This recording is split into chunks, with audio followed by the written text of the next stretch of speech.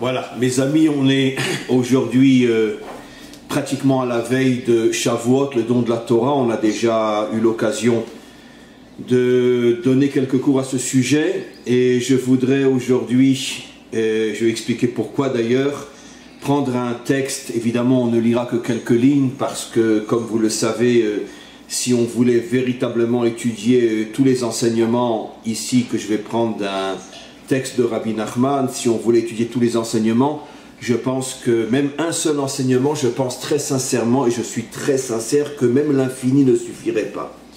Et donc, on va lire quelques lignes, mais le but c'est de transmettre un message important. Pourquoi j'ai choisi précisément aujourd'hui un texte, d'ailleurs on reprendra cette étude, on avait, avant le Corona, on avait plus ou moins régulièrement une étude soit sur les contes de Rabbi Nachman, soit sur le Likutei Moharan. Mais bon, après il y a eu toute cette perturbation avec le Corona, puis après j'ai décidé, comme vous le savez, je suis quelqu'un qui a le besoin de se renouveler constamment, c'est l'essence même d'un homme, de ne jamais rester fixé et on pourrait dire enfermé dans un seul système, dans une seule vision des choses. Donc c'est pour ça qu'après on a commencé maintenant le livre de Daniel. Je sais que cette étude a un succès extraordinaire, c'est pratiquement le cours que les gens préfèrent le plus. Mais on ne va bien sûr pas abandonner, on va rester dans le Nach. Déjà rien que dans le livre de Daniel on en a pour des années. Mais de toute façon, je vais de temps en temps reprendre aussi le Likutei Moharan ou les contes de Rabbi Nachman, parce que c'est absolument impossible de vivre dans notre génération sans cette lumière. Et aujourd'hui, je vous rappelle qu'on est l'avant-dernier jour du conte du Homer, on est dans la sphira qu'on appelle Yesod Sheba Malchut, c'est-à-dire mot à mot, les fondations de la Malchut. Puisqu'on a compté aujourd'hui le 48e jour, ce soir on rentre dans le dernier jour, qui sera Malchut de Malchut, et aujourd'hui on est Yesod Sheba Malchut. Traduction Yesod Sheba Malchut, les fondations de la Malchut, et comme on le sait, d'après l'aspect plus profond des choses, que le Yesod, c'est le Tzadik. Le Tzadik est appelé Yesod, comme il est dit, Tzadik Yesod Olam. Et la Malchut a son tzaddik, ça veut dire à ses fondations. Il y a énormément de tzaddikim dans toutes les générations, mais pas forcément tous sont le yesod de la Malchut. Ça veut dire que la Malchut se construit sur ce tzaddik principalement. Et pourquoi je dis ça? Parce que comme on le sait, chaque attribut se divise lui-même en 10 attributs. Et jusqu'à l'infini, c'est-à-dire que dans l'attribut Yesod, qui représente en vérité Yosef at-Tzadik, c'est pour ça que tous les tzadikim authentiques sont appelés Yesod, mais dans le Yesod lui-même, qui est la sphira du Tzadik, et la lumière du juste, cette lumière se divise elle-même en différentes catégories. Comme on le sait, les 10 attributs sont dans chaque attribut, dans le sens particulier, pas dans le sens général. Mais il y a puisque l'attribut du Yesod, c'est encore une fois la lumière du juste, la lumière du tzaddik, mais cette lumière est composée de 10 petites lumières, c'est-à-dire que chaque tzaddik va agir plus dans telle qualité ou telle qualité. Par exemple, il y a un tzaddik qui lui va surtout agir dans la qualité du chesed, de la bonté. Il y a un tzaddik qui va plus agir dans la qualité de la gvura, de la rigueur, de la justice. Il y a un tzaddik qui, lui, tout son travail va être de dévoiler le Emet, Tiferet, etc., etc. Mais il y a aussi des tzaddikim qui, eux, tout leur travail, c'est de préparer le dévoilement du Mashiach. C'est-à-dire, ils s'appellent Yesod HaMalchut, les fondations de la royauté. C'est-à-dire la royauté réelle, qui est le dévoilement de la royauté d'Hachem dans ce monde, à travers le Meler humain, qui, lui, sera comme un miroir qui ne servira qu'à faire passer la lumière, la royauté d'Hachem dans ce monde. Il sera une sorte d'ustensile entre les mains du roi du monde, du maître du monde, pour dévoiler sa royauté dans ce monde. Et donc, encore une fois, ce n'est pas tous les justes qui s'appellent fondement de la Malchut. Et en ce qui me concerne, et c'est la vérité absolue, le Rabbi Nachman fait partie et peut-être c'est le dernier à mon avis, il y en a eu d'autres qui l'ont procédé, comme le Ari HaKadosh, bien évidemment, et bien évidemment avant lui Rabbi Shimon Bar Yochai, comme on le sait, ceux qui étudient profondément le Zohar savent que tout le Zohar, toute la perception, tous les dévoilements du Zohar, c'est comment préparer le monde au dévoilement de la Malchut. Le Zohar ne parle pratiquement que du dévoilement et de la reconstruction de la Malchut. Puis après est venu après lui le Ari HaKadosh. Quand on comprend profondément les enseignements du Ari HaKadosh, on s'aperçoit qu'il va dans la même lignée que Rabbi Shimon Bar Yochai, préparer le monde au dévoilement de la Malchut d'Hachem. Et je pense, enfin quand je dis je pense, je le dis parce que je ne veux pas dire c'est comme ça un point c'est tout, c'est pas joli, mais en tout cas c'est comme ça un point c'est tout. Dans toute cette lignée de tzadikim dont le but principal était d'être les fondations de la Malchut, le dernier avant la venue du Mashiach, donc avant le dévoilement de la véritable Malchut, c'est Rabbi Nachman. Et donc ces enseignements aussi, pour ceux qui les comprennent, parce que comme toujours, que ce soit Rabbi Nachman ou n'importe quel autre livre de la Torah, il y a ce que le maître dit et il y a ce que l'élève comprend, bien évidemment. Et pas toujours on est capable de comprendre véritablement l'essence, le sens profond de l'enseignement transmis par le maître, et très souvent on reste accroché dans des choses plus superficielles. Et c'est malheureusement le cas pratiquement au niveau de tous les tzadikim, de toutes les générations, y compris le Talmud, y compris le Zohar, y compris tout. On n'est jamais sûr qu'on a vraiment compris ce que le maître dit, parce qu'on le comprend à travers sa propre compréhension des choses. Comme j'ai souvent expliqué, on a un enseignement extraordinaire dans le Talmud qui nous dit qu'un jour, deux élèves immenses, sortent d'un cours donné par Rabbi Yehuda Hanassi, qu'on appelle aussi Rabbi dans le Talmud, et puis ils commencent à discuter de ce qu'ils viennent d'entendre, et chacun dit exactement le contraire, alors qu'ils étaient assis ensemble, l'un à côté de l'autre, devant le même maître au même moment. Et ça les met tellement en rogne que comment tu peux avoir compris exactement le contraire de ce que j'ai compris, et moi j'ai raison, toi tu as tort, qu'ils en arrivent à hausser le ton et presque à se disputer. Et les commentaires expliquent, regardez cette merveille que nous transmet le Talmud, c'est à couper le souffle. On parle de deux géants, les élèves de Rabbi Yehuda Hanassi, c'est-à-dire ce sont des gens... Bon, je préfère me taire pour ne pas faire de comparaison avec qui que ce soit d'autre. C'est des géants de l'époque de la Mishnah, des Tanaïm. Les deux écoutent au même moment les mêmes paroles qui sortent de la même bouche du même maître, et les deux comprennent l'enseignement à l'extrême opposé, au point que ça finit par les énerver, presque qu'ils se disputent. Qu'est-ce qu'on comprend de là? Que quand on lit un enseignement et qu'on l'étudie, on n'est jamais sûr que c'est ce que le maître dit. C'est ce que toi tu as compris.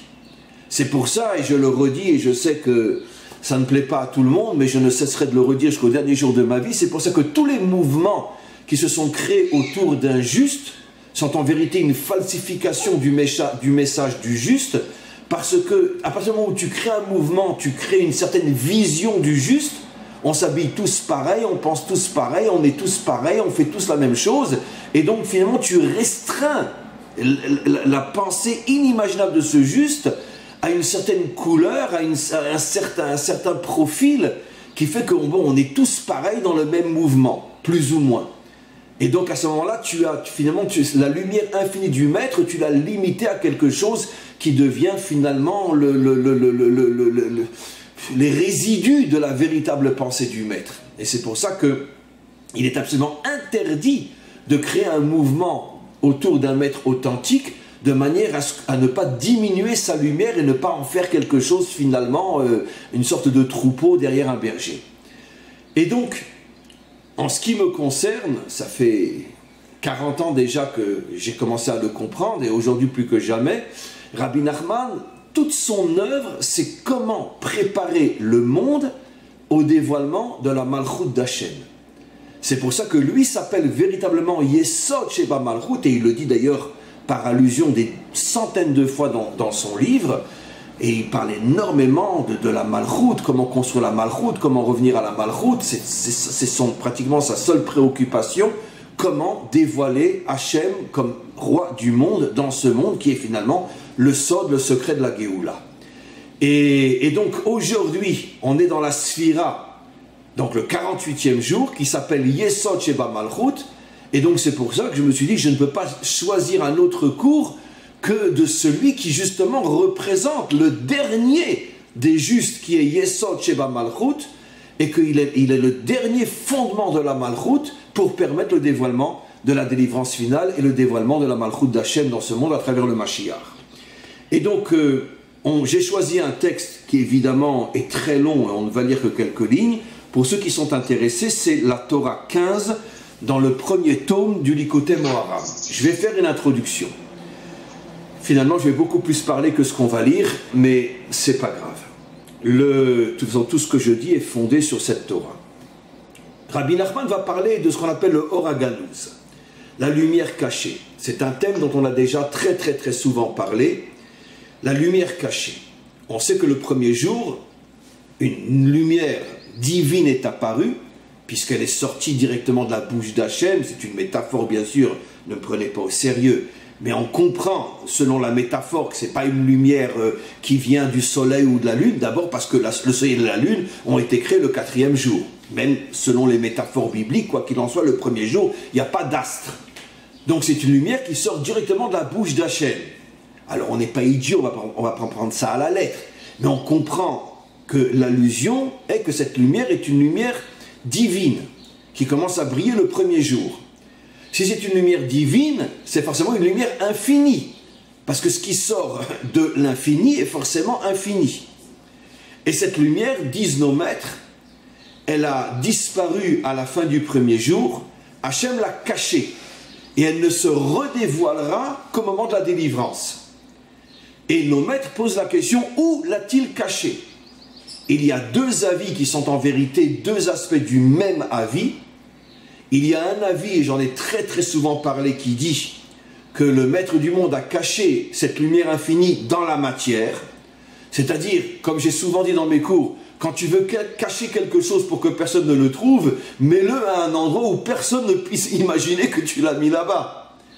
J'avais donné un exemple, une fois bête, mais sans doute vrai. Imaginez-vous, vous avez peur que des voleurs rentrent chez vous à la maison. Vous avez un objet précieux, vous ne savez pas où le mettre.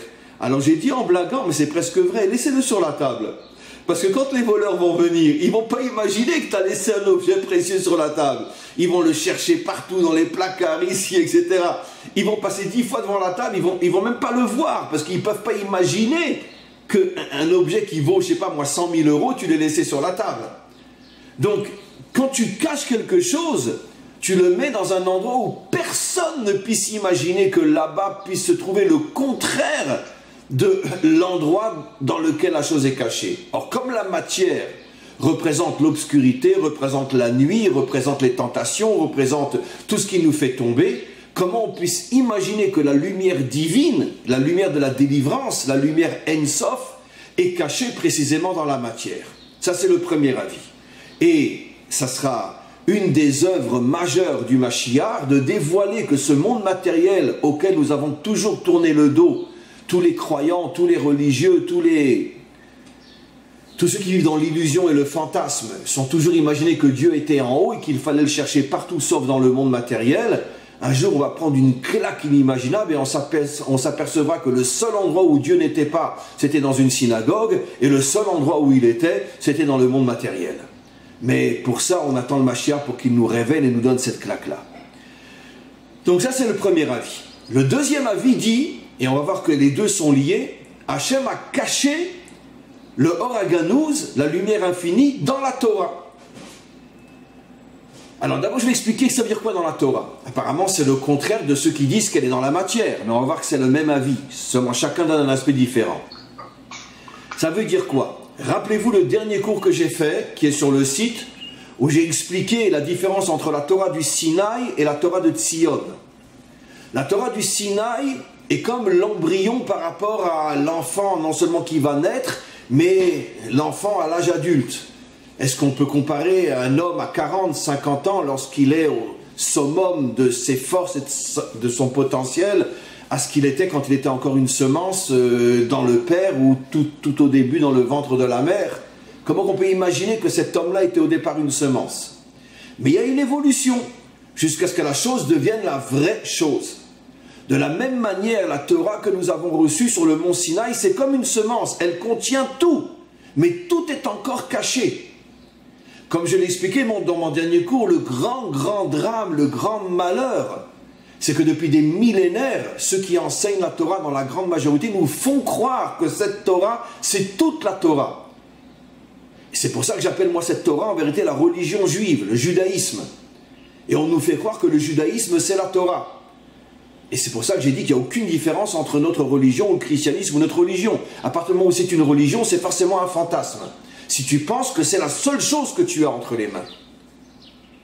Alors exactement de la même manière qu'on ne peut pas comparer un adulte à une semence, dans la semence il y a tout mais on ne voit rien, et qui c'est qui va commencer à prendre la semence et lui dire mon amour, mon chéri, mon bébé, mon... Non, c'est impossible, il n'y a rien dans une semence, visible, il y a tout mais rien visible. Laisse le temps faire en sorte que la chose va se dévoiler et devenir ce pourquoi la semence a été créée. De la même manière, la Torah que nous avons reçue sur le mont Sinaï n'est que la semence de la vraie Torah qui se dévoilera sur le mont Sion au moment de la délivrance finale. Et c'est pour ça que ça va être l'approche de Rabbi Nachman qui va dire, comme on va le lire tout de suite, que la véritable Torah, qu'on appelle le Or HaGanuz, est cachée dans la Torah d'aujourd'hui. Elle est cachée. Et donc c'est pour ça que je dis toujours que le devoir des maîtres est de prévenir les élèves et tous ceux qui écoutent leurs cours. Sachez que la Torah que nous avons aujourd'hui n'est que l'ombre de l'ombre de l'ombre de l'ombre de l'ombre de l'ombre de l'ombre de l'ombre de l'ombre de l'ombre de la vraie Torah que nous ne connaissons pas qui se dévoilera avec le Mashiach. Exactement ce que dit le prophète. Torah Chadasha mi'iti tetse. Une Torah nouvelle sortira de moi. Et les commentaires expliquent tout ce qui était caché pendant 4000 ans dans notre Torah, que malheureusement on pensait qu'il n'y avait rien d'autre que ce que l'on a, on s'apercevra qu'on n'avait rien par rapport à ce qui va se dévoiler. Et d'ailleurs, c'est ce que dit le Midrash, il faut avoir un culot inimaginable. Si c'était Dinovitch qui dit ça, on aurait dit bon, ben c'est le Pekno qui parle. Mais quand c'est nos maîtres, c'est déjà plus sérieux. Nos maîtres osent dire dans le Midrash, et tous ceux qui étudient connaissent ce Midrash, que toute la Torah, que tous les géants de la Torah ont étudié pendant toutes les générations et enseigné, même si on rassemblait tous les géants de toutes les générations, le Baal Shem Tov, le Rabbi Untel, le Rabbi Untel, le Rabbi Untel, je ne veux pas citer d'autres noms parce que j'ai honte, on les rassemble tous, et on prend toute leur Torah ensemble, Hike Hevel, Lifne Torato Shel Melech HaMashiach. C'est comme un souffle, fou, devant la Torah du Mashiach. Et vous imaginez un culot pareil? Si c'est moi qui dis ça, je sais ce qu'on va dire sur moi. Mais quand c'est les maîtres, c'est déjà beaucoup plus embêtant. Hein? Parce que vous imaginez le culot de ces maîtres-là. Mais c'est des vrais dinos. Mais comment ils osent dire, je prends Rabbi Shimon Bar Yochai, maintenant je vais dire les noms. Je prends Rabbi Akiva, je prends le Harizal, je prends le Baal Shem Tov, je prends le Rabbi Lubavitch, je prends Rabbi Narman de Breslev. Je les prends tous. Je rassemble toute leur Torah et nos maîtres disent Hike Hevel Lifne Torato Shel Melech HaMashiach. C'est comme un fou, un souffle, rien, devant la Torah du Mashiach. Donc vous imaginez ce qu'il va dévoiler le Mashiach? C'est ça le fameux Or HaGanuz. Notre Torah d'aujourd'hui, elle est finie. 1, 2, 3, 4. Elle contient quelque chose d'infini, mais qui n'est pas encore révélé. Et ce dévoilement s'appelle le Or HaGanuz. Je suis toujours dans l'introduction, on va bientôt lire. Quel est le lien entre ceux qui disent que la Torah est dans la matière ou la Torah est dans le Or HaGanuz? Le Or HaGanuz, pardon, est dans la Torah. Parce que malheureusement, c'est la même chose. De la même manière que personne ne peut imaginer que la plus grande lumière de Dieu se trouve dans la matière, puisque la matière pour nous c'est le symbole de l'obscurité, des tentations, des séductions, de la corruption et tout ce que vous voulez. Malheureusement, depuis des millénaires, comme on nous a habitués, nous les Juifs, à entendre dire que la Torah que nous avons reçue c'est toute la Torah, on a fini par complètement pas oublier, à ne même plus pouvoir accepter que ce que nous avons dans les mains, c'est même pas l'ombre de l'ombre de l'ombre de l'ombre de l'ombre de la Torah d'Israël, de la vraie Torah qui va se dévoiler. Parce qu'on s'est habitué à croire que on voit quelqu'un, waouh, quel géant, quel Talmid Chacham, quel tzaddik, ouais, c'est quel tzaddik. À côté de ce que va dévoiler le Mashiach, il a même pas le mérite de s'asseoir à côté de la crotte de son âne. C'est pas de moi, c'est pas du Dino, c'est la Gemara, et vous le savez tous. un des plus grands maîtres du Talmud s'appelait Rav Yosef. Et un jour, il a dit à ses élèves, c'est incroyable, le Talmud parle vraiment comme moi, ou c'est moi qui suis habitué à parler comme le Talmud, mais le vrai Talmud, pas celui qu'on nous enseigne. Rav Yosef disait, Alvaï, que quand le Mashiach viendra, j'aurai le mérite de m'asseoir à côté de l'ombre du crottin de l'âne du Mashiach.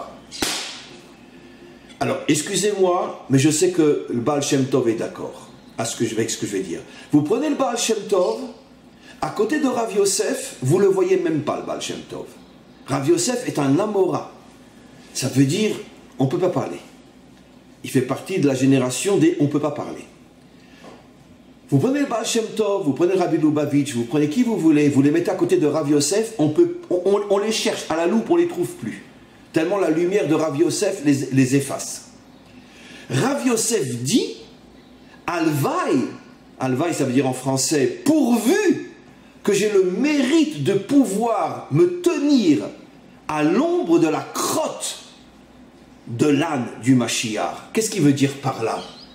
Mais évidemment, il ne veut pas s'asseoir à côté de la crotte. Mais qu'est-ce qu'il veut dire par là? J'ai même pas le niveau de la crotte de l'âne du Mashiach.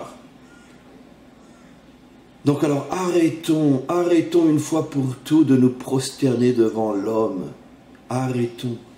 Et tout ça parce qu'on n'a pas la vraie Torah et qu'on s'imagine que dès qu'on voit quelqu'un qui commence à waouh! Rav Yosef ne pensait pas avoir le mérite de pouvoir se tenir à l'ombre de la crotte de l'âne du Mashiach. C'est écrit explicitement dans le Talmud.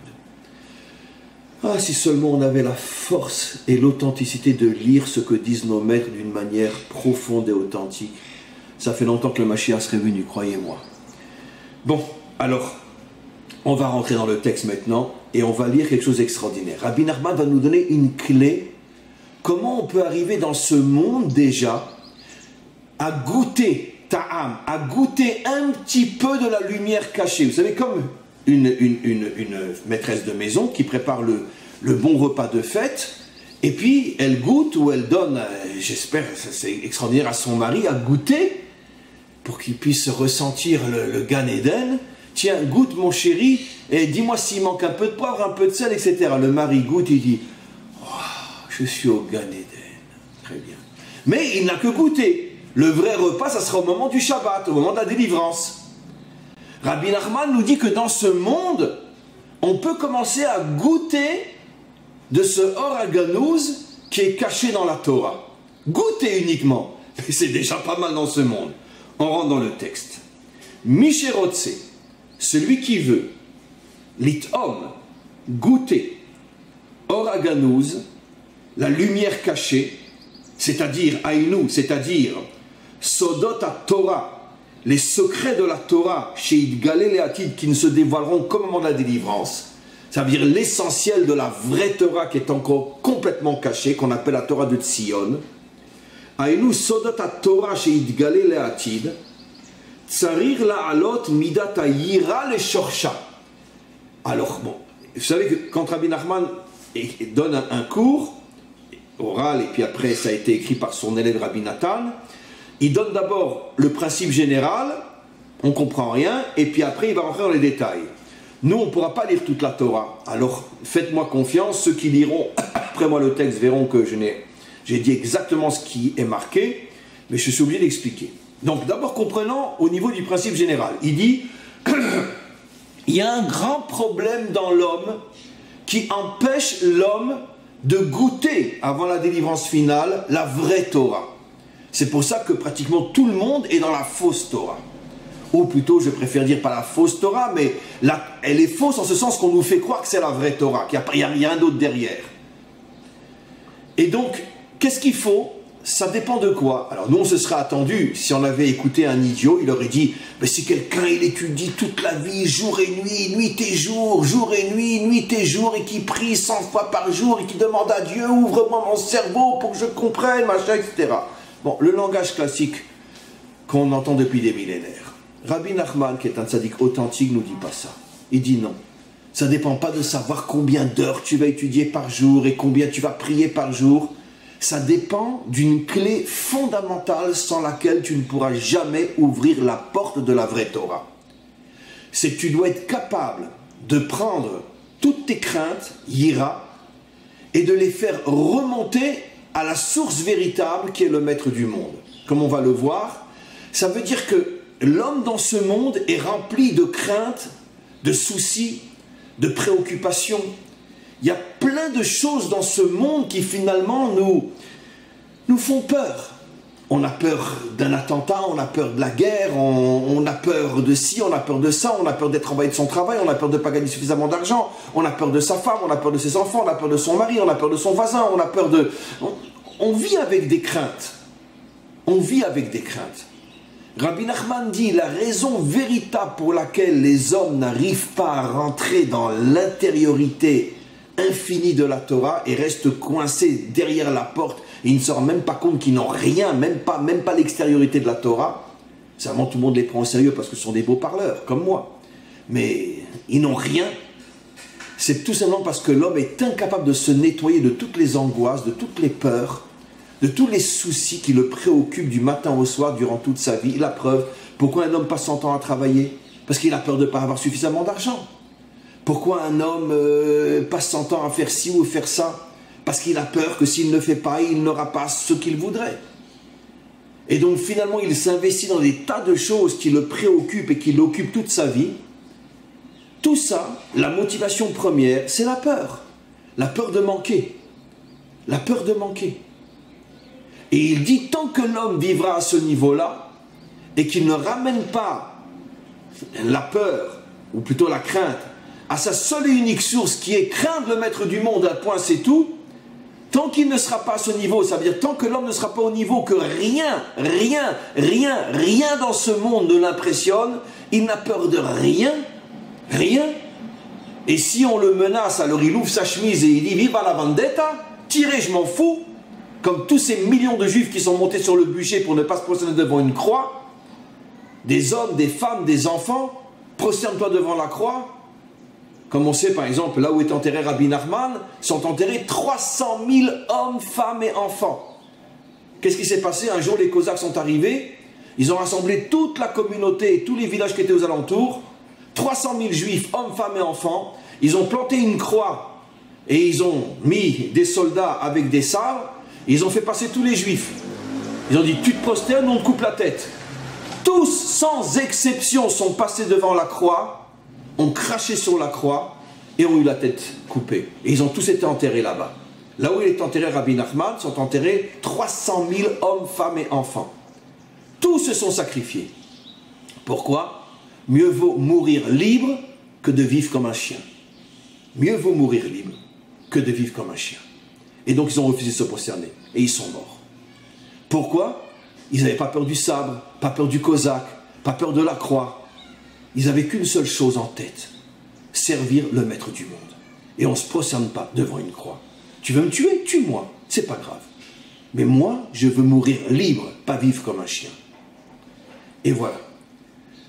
Et vous imaginez à quel niveau sont ces âmes aujourd'hui. Le Midrash raconte et le Talmud raconte que tout celui qui est mort al Kiddush Hashem, tout celui qui a donné sa vie pour ne pas profaner le nom divin, personne ne peut se tenir là où ils se tiennent dans le monde d'en haut. Personne. C'est-à-dire même si dans cette vie, ce n'était pas forcément des gens extraordinairement grands, des gens simples, monsieur tout le monde.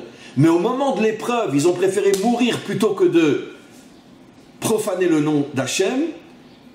Personne ne peut se tenir là où ils se tiennent dans le monde d'en haut. Personne.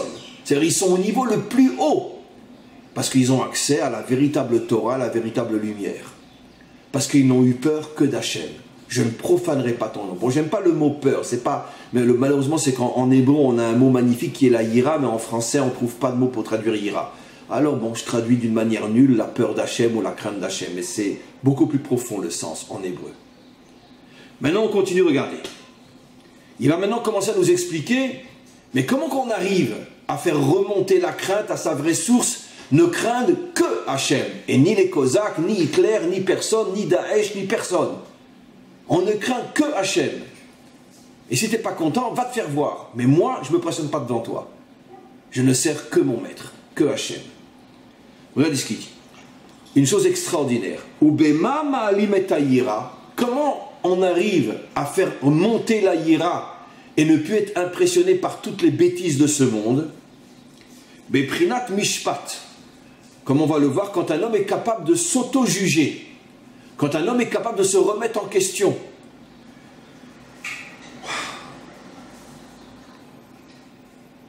Chaque fois que je lis un texte de Rami Nachman, je me dis mais c'est pas possible, comment un homme a pu toucher une telle vérité? Il touche là un point essentiel.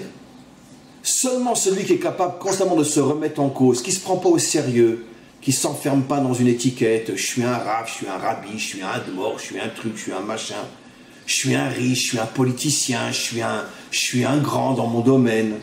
Quelqu'un qui est constamment capable de se remettre en cause. Mais qui suis-je? Mais où je vais? Mais qu'est-ce que j'ai fait? Mais qui tu es? Mais pour qui tu te prends? Regardez ce qu'il dit. Que Moshe Katouv, et il amène ça d'un verset fabuleux, qui dit Meler bemishpat yamid aretz. Mot à mot, le roi, grâce au mishpat, grâce à l'auto-jugement, est capable d'élever la terre, d'élever la matérialité. Yamid dans le sens d'élever. Regardez ce qu'il dit. Ve'eretz, la terre fait allusion à quoi?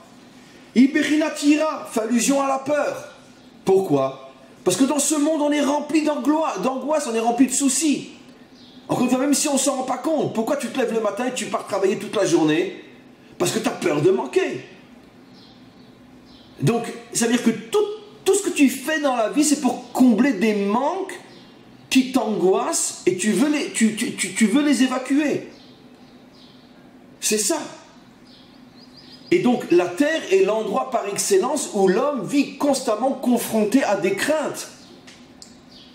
Que Moshe Katouv, et il rapporte un verset qui le prouve, Eretz Yara. Il y a un verset qui dit la terre, c'est la crainte. Ce monde est un monde qui nous impressionne, qui nous fait peur. Alors, il y a bien sûr des périodes plus ou moins. Mais généralement, si on fait un résumé de toute l'histoire, il y a eu beaucoup plus de drames et de catastrophes dans ce monde que de moments de lumière et de bonheur. Surtout pour le peuple juif. Aïnou, qu'est-ce que je veux dire, dit Rabbi Nachman? Chez Yishpot et Kol Asakav, un homme a le devoir constamment de s'asseoir avec lui-même et de faire le bilan. Qu'est-ce que je fais? Qu'est-ce que j'ai fait? Bon, ça ne va pas vous concerner vraiment, mais je viens de faire un cours en hébreu, mon dernier cours en hébreu, où je parle justement de cette notion-là. Finalement, ça fait 4000 ans, je dis dans ce cours qu'on a reçu la Torah, 4000 ans. Quelqu'un peut me dire, qu'est-ce qu'on a fait pour réparer le monde? Le monde est mieux, il y a moins de méchants, moins de débauches, moins de corruption dans le monde. Ah, on a mangé kasher, on a fait Shabbat, ça c'est sûr, hein, ça c'est sûr. On s'est chatouillé le nombril. Mais qu'est-ce que tu as fait pour améliorer ce monde? Qu'est-ce que tu as fait? Tu crois qu'Hachem t'a donné la Torah uniquement pour que tu manges kasher? Évidemment qu'il faut manger kasher. Mais toujours l'exemple que je donne. Si tu veux réparer une maison, tu dois avoir une bonne trousse d'outils. Mais une fois que tu as acheté la trousse d'outils, tu vas l'ouvrir et tu vas regarder les outils. Non, tu les prends et tu vas réparer la maison. Et depuis 4000 ans, on est devant la trousse d'outils, on dit waouh, waouh, waouh, waouh. Mais qu'est-ce qu'on fait pour changer le monde? Rien, rien, rien. Le monde n'a été jamais aussi corrompu qu'aujourd'hui, aussi débauché qu'aujourd'hui. Dans tous les domaines, argent, femmes, enfants, la pédophilie, et tout, on ne peut même pas imaginer aujourd'hui comment les choses nous sont cachées. Pour ceux qui connaissent un petit peu, la pédophilie aujourd'hui dans le monde moderne, mais c'est quelque chose, on ne peut même pas imaginer. Clinton a fait assassiner tous les gens qui savaient qu'il couchait avec des filles de 6 ans. C'est inimaginable. On n'imagine pas, parce que nous on vit dans une vitrine, oh, c'est joli. On ne peut même pas imaginer dès qu'on gratte un petit peu ce qu'on s'aperçoit. Alors nous les Juifs, ça fait 4000 ans qu'on a reçu la Torah, qu'est-ce qu'on a fait? À part parler, mettre des tefilines, manger kasher, oui. Mais qu'est-ce qu'on a fait? Qu'est-ce qu'on a fait? Qui s'est mis au travail? Il y en a eu un dans toute l'histoire, depuis qu'on est rentré en Eretz Israël. David. Toute sa vie, il s'est battu contre les méchants. Toute sa vie. Sur un cheval avec une épée. Ah, il mangeait kasher, David, hein. Il faisait Shabbat, il mettait des tefilines, il priait, il se levait à minuit. Il a fait les psaumes. Mais c'était un vrai juif, c'était pas un religieux, lui. Lui, il a compris que pour changer le monde, il faut un cheval et une épée. Et toute sa vie, il s'est battu contre le mal. Depuis David, trouvez-moi-en un qui le fait. Personne. Mais par contre, on se chatouille le nombril toute la journée. Je suis religieux, je suis religieux, je suis religieux, je suis religieux. Mais qu'est-ce que tu fais pour changer le monde? Rien. Ah mais c'est trop dangereux, hein, j'ai pas envie de risquer ma vie, j'ai une femme, j'ai des enfants, d'autres ont qu'à le faire. Hein. Voilà. Bravo. Donc on ne se remet pas en question. On ne se pose jamais la question, mais qu'est-ce que j'ai fait dans ma vie? Qu'est-ce que j'ai fait une fois que je vais quitter ce monde? Qu'est-ce qui va rester de moi dans ce monde? Quelle est la pierre que j'ai amenée? Qu'est-ce que j'ai construit? Qu'est-ce que j'ai laissé de positif dans ce monde? Qu'est-ce que j'ai fait? Personne ne se remet en question. Regardez ce qu'il dit. Un homme doit être capable de remettre en cause toutes ses actions. Comme ce qui est dit, un homme a l'obligation, c'est un verset dans les psaumes, Dafka, dans les psaumes. Qui mieux que le roi David savait ce qu'il fallait faire? Le roi David disait tous les jours avant d'aller dormir, je me pose la question, David, qu'est-ce que tu as fait aujourd'hui? Qu'est-ce que tu as fait pour améliorer le monde aujourd'hui? Aïnou, chez Yishpot, Viadin Be'atzmo Kolasakav. Un homme doit se juger lui-même. Il doit être franc avec lui, il doit être sincère avec lui-même. Il ne doit pas avoir honte de dire je me suis trompé, c'est pas bien ce que j'ai fait. Un homme doit être capable de sortir de ce que j'appelle le culte de l'ego, et moi, et moi, et moi. Et de comprendre que finalement, il est rien, parce qu'il n'a encore rien fait. Ou baiser, c'est ce qu'il dit maintenant. C'est fabuleux. Quand un homme est capable de s'auto-critiquer, de s'auto-juger, de se remettre en cause, ou baiser yassir me'alav kol hapachadim. Grâce à ça, il va se nettoyer de toutes les peurs et toutes les angoisses. Et il va purifier sa crainte de manière à ce qu'elle devienne la seule crainte acceptable, le respect et la crainte d'Hachem. Il n'aura plus que la crainte d'Hachem, plus la crainte des hommes, plus la crainte de l'argent, plus la crainte de rien, plus la crainte des guerres, plus la crainte des maladies, rien, la crainte d'Hachem, Nekuda. Vous voyez ce qu'il dit?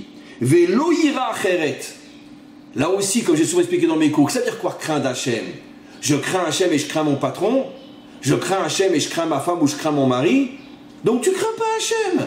Parce que celui qui a la vraie crainte d'Hachem, rien dans ce monde ne peut l'impressionner, rien. Il est au-dessus de tout, il siffle sur tout. Allez vous faire voir. Moi, j'ai qu'une seule force qui est ma vie, c'est le maître du monde. Parce que quand un homme refuse de se remettre en cause, alors, tu veux pas toi te juger? Eh bien on va t'envoyer des jugements d'en haut. Parce que si un homme refuse de se juger en bas, alors on va le juger en haut. Et quand on décide de juger cet homme-là pour qu'il se réveille et se remette en cause, puisque lui ne veut pas le faire lui-même, alors le jugement s'habille dans toutes les choses de ce monde. Voilà le secret incroyable que nous révèle sans doute le dernier de tous les plus grands tzadikim de toute l'histoire humaine. Voilà ce qu'il nous révèle.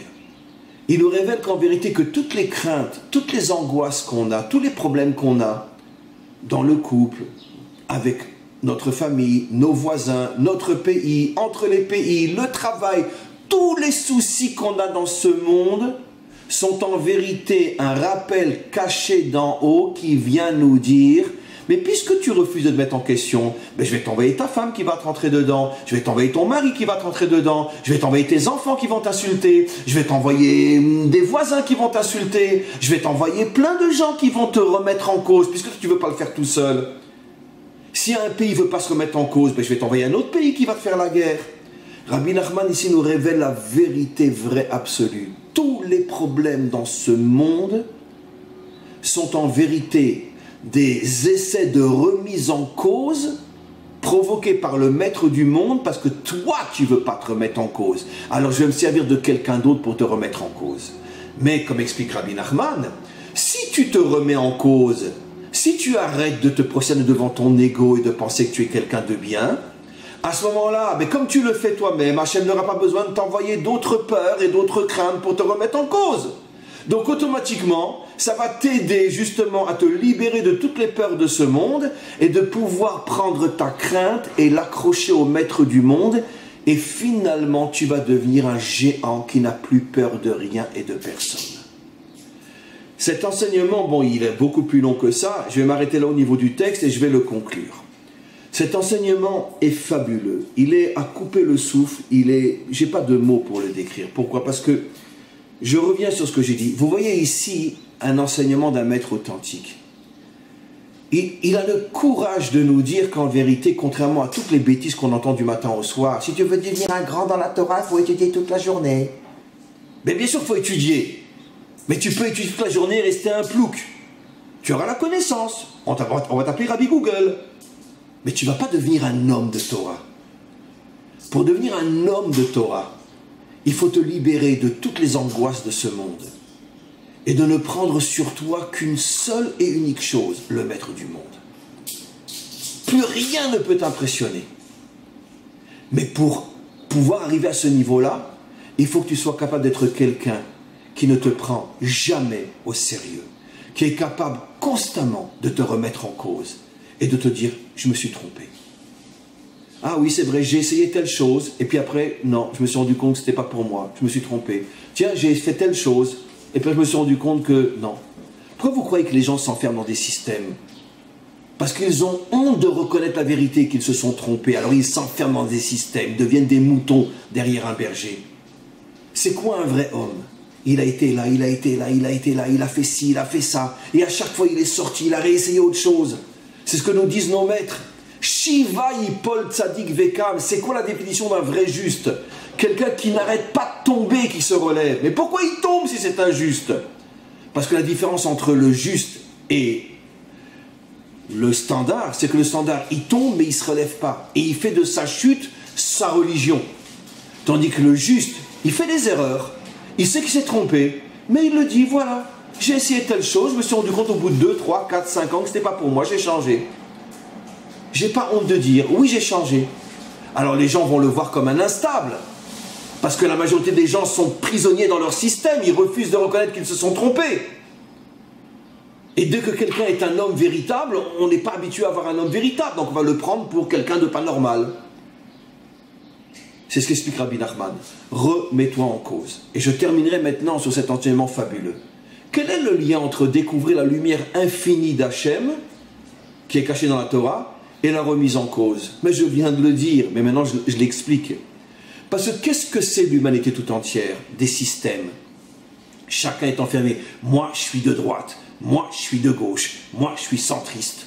Moi, je suis philosophe. Moi, je suis sportif. Moi, je suis ci. Et dans le monde religieux, moi, je suis Breslev. Moi, je suis Chabad. Moi, je suis ci. Moi, je suis ça. Chacun est enfermé dans un système. Et donc, chacun se limite. Et donc, comme tu te limites, tu ne pourras jamais accéder à la lumière infinie de la Torah. Mais si tu es un anti-système, en commençant par refuser toi-même de t'enfermer dans un système, si tu es capable de te remettre en cause constamment et d'avoir l'honnêteté de te dire « je suis un nul, je suis un zéro, je suis un rien », et à chaque fois je fais des choses et je me trompe, et je reviens sur mes décisions et je change, oui je suis un zéro, mais ça prouve que tu te renouvelles constamment comme la lune, elle a plein de lumière puis après elle disparaît. C'est pour ça que la lune, c'est le symbole d'Israël. N'ayons pas honte d'être comme une lune. Je brille aujourd'hui, je suis dans l'obscurité demain. Mais c'est pour ça que comment s'appelle la lune? Chodesh, renouvellement. Et quand un homme se renouvelle constamment, il n'est pas figé dans rien, il mérite, dit Rabbi Nachman, de goûter à la lumière infinie qui se cache dans la Torah. C'est pour ça que mon mot de conclusion, mes amis qui m'écoutaient, qui écouteraient ce cours, avant Shavuot, on est dans une génération, je ne cesse de le dire surtout dans mes cours en hébreu, où on doit véritablement faire une vraie révolution, faire tomber tous les systèmes, faire tomber tous les mouvements, faire tomber toutes les idéologies, faire tomber tout ce qui nous limite dans une seule et unique vision des choses. Je suis ci, je suis ça, et toi tu es ça, et toi tu es ci. Et retrouver l'infini, retrouver le maître du monde, retrouver l'infini qui nous élève au-dessus de toutes les limites de ce monde.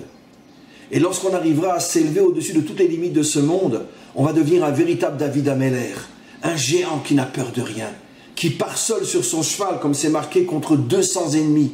200 ennemis, ou seul contre Goliath. Et il arrive à les faire tomber tous. Pourquoi? Parce qu'il n'a peur de rien ni de personne. Quand on atteindra ce niveau-là, on recevra enfin la vraie Torah. On se libérera de tous les mensonges qu'on nous enseigne depuis des millénaires et on deviendra un véritable serviteur du Maître du monde. Et on sortira de toutes les idolâtries de ce monde qui nous font nous prosterner devant des hommes ou je ne sais quoi pour n'être attachés qu'au Maître du monde. Amen. Vechen Yeh Ratzon.